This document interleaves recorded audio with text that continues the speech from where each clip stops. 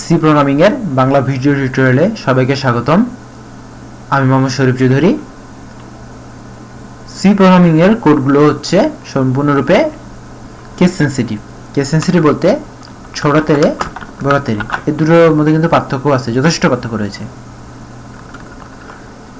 শুধুমাত্র কেস সেন্সিটিভই না, type সেন্সিটিভও। Type sensitive বলতে ইন্টিজার, ফ্লোট, এই দুটোর মধ্যে যথেষ্ট পার্থক্য রয়েছে। এই জন্য কোনো কাজ করার আগে লক্ষ্য রাখতে হয় যে আমরা এক টাইপের জিনিস নিয়ে ম্যানিপুলেট করা মান আরেক টাইপের মধ্যে নিয়ে আসতেছি কিনা। যদি এইরকম নিয়ে আসা হয় তাহলে কিন্তু সবসময় সঠিক মান পাওয়া যায় না। সাধারণ একটা উদাহরণ দেখি। Integer a equal to 3, integer b equal to 2। আমরা যদি এদের ভাগফলটা ফুলের পেতে চাই তাহলে প্রিন্ট করব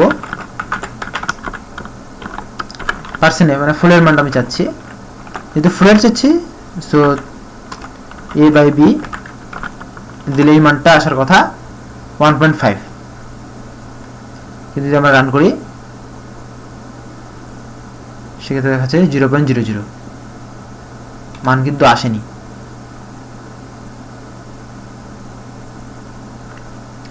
এর কারণটা হচ্ছে কি, এগুলো হচ্ছে ইন্টিজার হিসেবে কাজ করেছে এবং টাইপের বিভিন্নতার কারণে যে গন্ডগোলটা হয়েছে সেটার জন্য আউটপুট ভুল দিচ্ছে। এখানে দেখার কথা উচিত যে এ আর বি যেহেতু ইন্টিজার, এই জন্য এদের কিন্তু ভাগফলটা এরকম গন্ডগোল করে ফ্লোটে আসতেছে না। আমরা যদি এই দুটোকে ফ্লোট করে নিতে পারি, এও যদি ফ্লোট হয় বিও যদি ফ্লোট হয়, তাহলে এর ভাগফলটা ফ্লোট আসবে অফকোর্স। এই কাজটা করার জন্য কাস্টিং ইউজ করা হয়। কাস্টিং এর ক্ষেত্রে কি করতে হয়, এই মান যে মানটা আমরা কাস্ট করব, এটা হচ্ছে সেটা যদি ইন্টিজার মানকে আমি ফ্লোটে কাস্ট করব, তো তার আগে ফ্লোট লিখে দিতে হবে। যে মানটাকে কাস্ট করব তার আগে তার ডাইরেক্ট লিখে দিতে হবে।